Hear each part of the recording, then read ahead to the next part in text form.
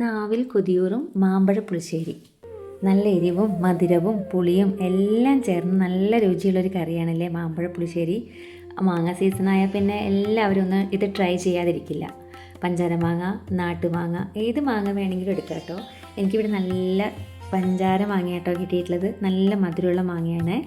10-15 മാങ്ങ ഞാൻ എടുത്തിട്ടുണ്ട്. നന്നായിട്ട് കഴുകി വൃത്തിയാക്കി തൊലി കളഞ്ഞ് ചട്ടിയിലാണ്, മൺചട്ടിയിൽ വെച്ചാൽ അതിന് നല്ല രുചി കൂടുമല്ലോ.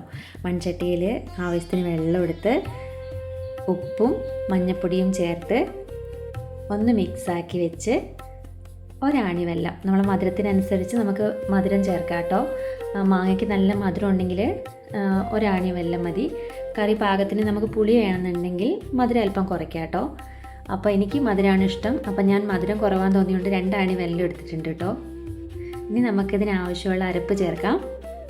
അതിനാവശ്യം തേങ്ങ, പച്ചമുളക്, കടുക്, അല്പം ചെറിയ ജീരകം എല്ലാം കൂടെ നന്നായിട്ടൊന്ന് അരച്ച് മാമ്പഴം ഒന്ന് തിളച്ച് വരുമ്പം അതൊഴിക്കുക കേട്ടോ.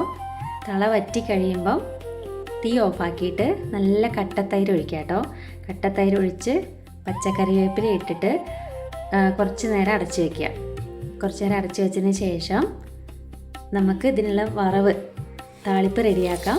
അതിന് വെളിച്ചെണ്ണ, കടുക്, വറ്റൽമുളക് ഇതെല്ലാം കൂടെ നമുക്ക് താളിച്ചിട്ട് നമ്മുടെ മാമ്പഴ പുളിശ്ശേരിയിലേക്ക് ഒഴിക്കാം. എന്താ രുചി, എന്താ മണം. മാങ്ങ സീസണൊക്കെ അല്ലേ, അപ്പോൾ എല്ലാവരും ഒന്ന് ട്രൈ ചെയ്യൂ കേട്ടോ. ഒരു മാങ്ങയും അല്പം ചാറും മതി, ചോറ് തന്നെ ഇറങ്ങും. അത്രയ്ക്ക് രുചിയാണ്. നമ്മൾ ആദ്യം പറഞ്ഞ പോലെ എരിവും മധുരവും പുളിയും ഒക്കെയുള്ള സ്വാദിഷ്ടമായിട്ടുള്ള മാമ്പഴ പുളിശ്ശേരി തയ്യാർ.